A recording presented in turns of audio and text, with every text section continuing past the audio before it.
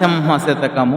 నాగేంద్ర సైన నీ నామ మాధుర్యంబు మూడు కన్నుల సాంబమూర్తి కిరుక పంకజాక్ష నీ బల పరాక్రమమెల్ల భారతీపతి అయిన బ్రహ్మ కిరుక మధుకైట భారి నీ మాయా సమర్థత వసుతలో బలి చక్రవర్తి కిరుక పరమాత్మ నీదగు పక్షపాతత్వంబు దశ శతాక్షుల పురందరుని కిరుక వీరి కిరుకగు నీ కదల్ వింతలెల్ల నరుని కిరుకన్న నెవరైన నవ్విపోరే భూషణ వికాస శ్రీధర్మపుర నివాస దుష్ట సంహార నరసింహ దురిత దూరా.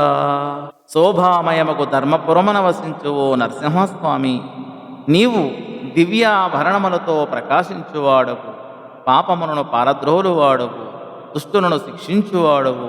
తండ్రి నాగేంద్ర సైన నీ నామ రుచి త్రినేత్రుడైన సాంబమూర్తికే పద్మలోచన నీ శక్తి సామర్థ్యాలు ఎలాంటివో భాషాపతి అయిన బ్రహ్మకే ఎరుక.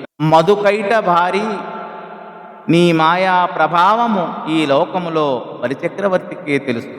పరమాత్మ నీ పక్షపాత బుద్ధి వేయి కళ్ళు గల దేవేంద్రునికి ఎరుక. వీరికి తెలిసిన నీ వింత కథలు సామాన్యులైన మానవులకు తెలుసు అని అంటే నవ్వరా విన్నవాళ్ళు. నిన్ను తెలిసిన వాళ్ళకేమో ఏదో సామెత చెప్పినట్లు అరటిపండు ఒలిచి అరచేతిలో పెట్టినట్లుంటుంది.